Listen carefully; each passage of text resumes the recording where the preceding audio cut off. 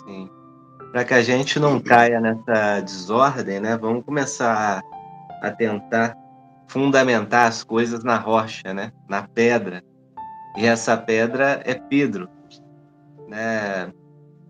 Eu acho eu tenho compaixão, né, a gente tenta instruir, a gente tenta conversar, porque muitos irmãos protestantes, a gente vê que quando leem esse texto, né, de João ali, ou qualquer parte do evangelho que fala sobre a pedra sobre a qual Jesus vai edificar a sua igreja, né, eu já vi gente falando: "Não, mas essa pedra não era Pedro, essa pedra era uma". Ele estava falando com Pedro, mas era aquela pedra que estava do lado dele ali, era naquele monte ali que ele ia edificar o templo, a igreja, não é nada disso que vocês estão falando não, né, mas então a gente precisa começar já com essa fundação da igreja, vamos colocar os pingos nos is, né, porque ali em João 1:42, Jesus Cristo ele se depara ali, né, ele se dirige àquele humilde pescador e ele fala, né: "Tu és Simão, tu te chamarás Cefas", isto é, pedra. E ali, Jesus deu um nome novo, né, para aquele homem que se chamava Simão. O nome mesmo significa pedra, né, a gente traduz para o Pedro, né, para nós aqui, mas era como se Jesus estivesse falando assim: "Tu és pedra, e sobre esta pedra eu edificarei a minha igreja". Sobre o nome, é importante a gente refletir sobre isso, né, ainda mais para deixar bem claro, né, contra esses erros protestantes ou de outras denominações, quando Deus muda o nome de alguém, significa que ele está dando uma missão para este alguém. Na palavra de Deus, né, isso eu digo para quem estuda a palavra, né, e, e muitos aí se dizem grandes estudiosos, então deveriam saber que quando Deus muda o nome de alguém na palavra, né, isso significa uma mudança de missão, né. Veja que 3 vezes em toda a escritura, Deus mudou o nome dos homens. E em todas as 3, tratava-se de elevar alguém à dignidade de chefe dos eleitos.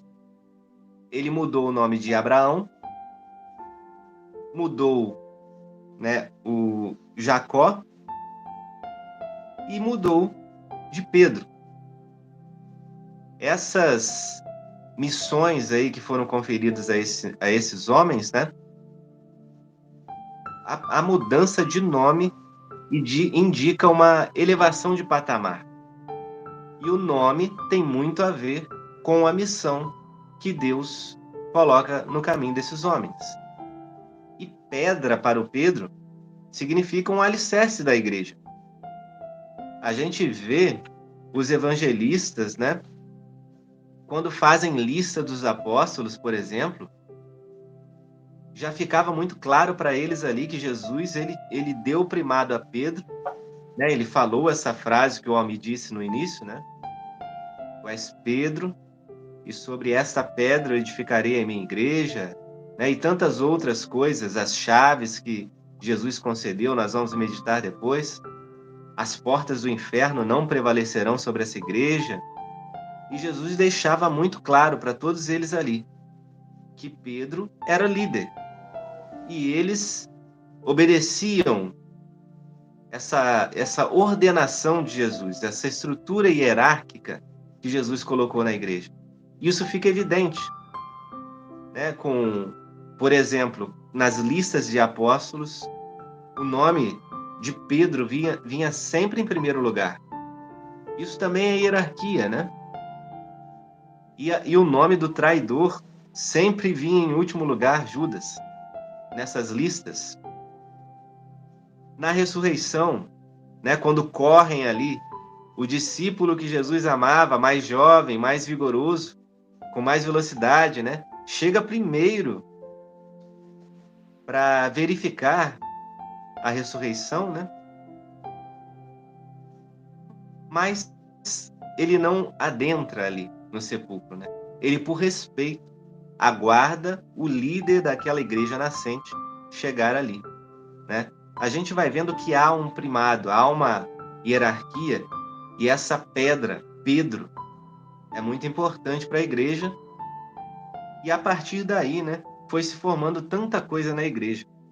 A gente não pode deixar passar isso, porque hoje em dia, né, o sucessor de Pedro, Papa Francisco, né, tem sofrido muitas afrontas, né, a gente pode comentar um pouco mais disso depois, mas essa questão da desobediência, né, de ficar querendo bater de frente, brigar com o Papa, no sentido de autoridade, não no sentido de opiniões, porque ele pode emitir opiniões erradas, né, mas no sentido de não se submeter à autoridade do Papa. Né? Isso é uma questão grave. E depois eu avanço um pouco mais em outros textos, né? Mas eu queria iniciar com isso. Pedro é essa pedra, né?